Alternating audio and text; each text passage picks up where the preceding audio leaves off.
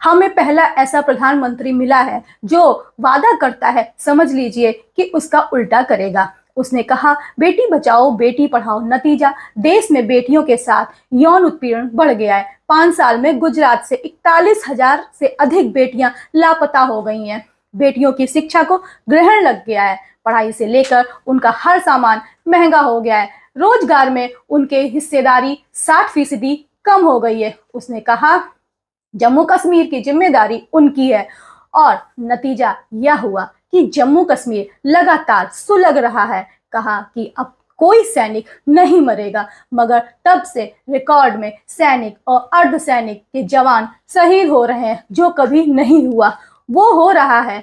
मणिपुर के चुनाव में वादा किया गया कि अब मणिपुर की जिम्मेदारी मेरी है। नतीजा वहां दंगे, फसाद और सांप्रदायिक हमले इतने गंभीर हो गए हैं कि मणिपुर जल उठा।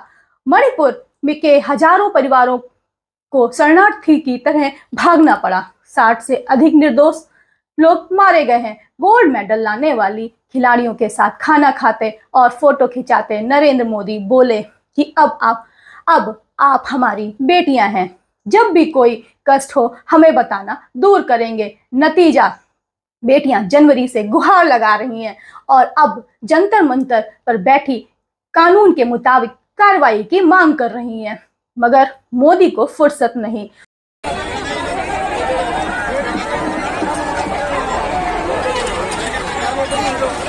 साथियों, 3-4 दिन पहले महिला पहलवानों का यौन शोषण करने वाले कुंडे सांसद ब्रजभूषण शरण ने कहा था कि मेरे लोगों में बहुत पीड़ा है, अगर मैंने एक बार इशारा कर दिया तो जंतर मंतर पे कई गुना लोग पहुंच जाएंगे। हम कहना चाहते हैं, कान खोल के सुन ले ब्रजभूषण शरण, अगर हमारे मोर्चे के किसान नेताओं ने एक बार इशारा कर दिया तो जंतर मंतर की तो छोड़ो, दिल्ली में इतने ट्रैक्टर पहुंच जाएंगे कि पूरे दिल्ली में कहीं पर पैर रखने की जगह नहीं है। यह सरकार हमारे धैर्य का, हमारे सबर का इंतजाम ना ले, ये हमारे सबर का इंतजाम ना ले, न तो इनको बहुत महंगा पड़ेगा।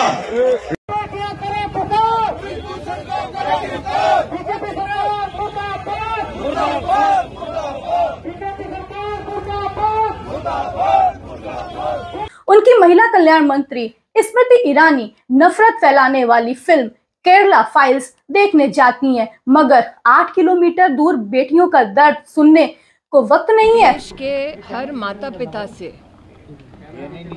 अपील करना चाहते हैं। कुछ लोगों के लिए ये फिल्म कल्पना है, बहुत सारी लड़कियां और उनके परिवारों के लिए केरल प्रदेश में यह हकीकत है। फिल्म के अंत में रियल विक्टिम्स का स्टेटमेंट, जो पीड़ित परिवार हैं वो स्वयं कैमरा पर आकर देश से अपील कर रहे हैं। पहले चुनाव प्रचार में मोदी ने कहा था कि वो धर्म जाति की राजनीति खत्म करके सभी को जोड़ने की राजनीति करना चाहते हैं। सबका साथ, सबका विकास, सबका विश्वास, मगर चुनाव जीतने के लिए हर तरह की नफरत का खेल खेलते हैं। हर गलत काम करके जीत हासिल करना चाहते हैं। चुनाव कर्नाटक में हो रहे हैं और छुट्टी गोवा सरकार कर रही है, जिससे लोग कर्नाटक जाकर फर्जी वोटिंग कर सकें। मोदी ने कहा था कि संस्थाओं और कानून का दुरुपयोग नहीं होगा, मगर चुनाव के वक्त ईडी, सीबीआई और इनकम टैक्स के साथ ही अन्य केंद्रीय एजेंसियों का कैसे दुरुपयोग होता है कहीं भी देखा जा सकता है। व्यापारी उद्योगपति यहाँ छापा डालोगे, कुछ पैसा मिलता है तो वो तो भाई उनके पास तो चल अचल संपत्ति होगी, उसको हमको क्या लेना देना। लेकिन हमारे कार्यकर्ता यहाँ पदाधिकारियों में डाले क्या मिला, ये अपने विज्ञप्ति में जरूर जब एक दिन कर दिए हैं तो ये भी जारी कर दे कि इन नेताओं के यहाँ इतनी इतनी राशि जब्त की गई, क्योंकि छापा डाले हैं आप अधिकारियों के यहाँ छापा डाले है ना, तो उन अधिकारियों की भी सूची और उसके सामने चल अचल संपत्ति वो जरूर जारी करें। ईडी प्रताड़ना को लेकर आपने कोर्ट में से जाने की बात कही, उसको लेकर या अभी तक पैसा आया आदेश वगैरह कुछ लगाए हैं, कोर्ट गए हैं, कोर्ट गए ना जी। सर इसका प्रभाव क्या पड़ेगा? किसका? देखो, जनता सबसे बड़ी अदालत जनता की अदालत होती है, और जनता देख रही है कि छत्तीसगढ़ में जो काम करने वाली सरकार जो राजस्व वृद्धि कर रही और लोगों को उसमें वितरण भी कर रहा है, चाहे राजीव गांधी किसान न्याय योजना हो, गोधन न्याय योजना हो, चाहे भूमि श्रमिक न्याय योजना हो, चाहे बेरोजगारी भत्ता हो, चाहे सरकारी अधिकारी कर्मचारियों को ओल्ड पेंशन स्कीम लागू करने की बात हो, चाहे वो मितानिन है, आंगनबाड़ी कार्यकर्ता है, कोटवार है, पटेल है, सबके मानदेय वृद्धि भी कर रहे हैं। 65 प्रकार के लघु उपज के समर्थन मूल्य घोषित कर रहे हैं, उसकी खरीदने की व्यवस्था कर रहे हैं। पैसा है तभी कर रहे हैं ना। 15 साल में तो नहीं किया रमन सिंह जी ने। उसके बाद भी हमारी अर्थव्यवस्था बढ़िया है। कल ही मैंने बताया कि भाई आबकारी में 3900 करोड़ था, बढ़ के 6000 करोड़ हो गया। तो गड़बड़ कहाँ है? यदि उसमें 3900 करोड़ में अब कमी आती तब आप कहते हैं कि भ्रष्टाचार होता। भाई स्टाम्प ड्यूटी है, उसमें हमारा वृद्धि हुआ है, फॉरेस्ट उसमें वृद्धि हुआ है, खदान उसमें वृद्धि हुआ, माइनिंग में वृद्धि, तभी तो पैसा आ रहा है। जो योजनाएं पिछले सरकार ने संचालित नहीं किया और उसके बाद हम संचालित करके किसानों के, मजदूरों के, आदिवासियों के, महिलाओं के, युवाओं के खाते में पैसा डाल रहे हैं, इसका मतलब यह है कि हमने वित्तीय प्रबंधन अच्छा किया और साथ साथ राजस्व में वृद्धि की, तभी तो पैसा वितरण हो पा रहा है। हम पिछले साल कर्ज भी नहीं लिए। भारतीय जनता पार्टी जितने राज्य हैं सब में देखो सब कर्जा लिए हैं, हजारों करोड़ के कर्जा लिए हैं। हमारे छत्तीसगढ़ हमने कर्जा नहीं लिया। हमारा वित्तीय प्रबंधन भी ठीक रहा और आय में वृद्धि कैसे करें।